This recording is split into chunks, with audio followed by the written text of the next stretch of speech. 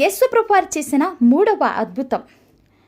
Bethesda కోనేటి దగ్గర 38 సంవత్సరాలు లేవలేని పరిస్థితి, నడవలేని పరిస్థితి, మనుషుల సహాయం మీద ఆధారపడుతూ, ఎదురు చూస్తూ, కోనేటి మీద ఆధారపడుతూ అలాగే 38 సంవత్సరాలు గడిపేశాడు. కానీ అతను మాత్రం స్వస్థత పొందలేకపోయాడు.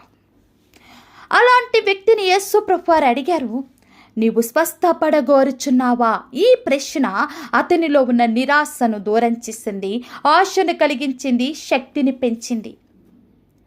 అంతే, వెంటనే అతడు అద్భుతాన్ని చూశాడు.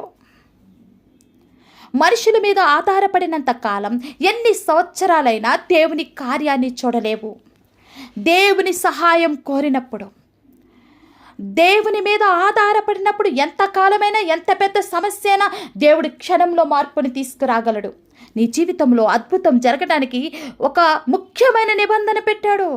ఇక వెళ్ళి నువ్వు పాపము చేయకు.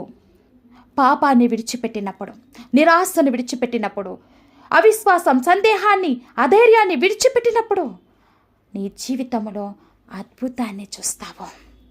అప్పటిదాకా దేవుని కార్యాలు చూడలేవు.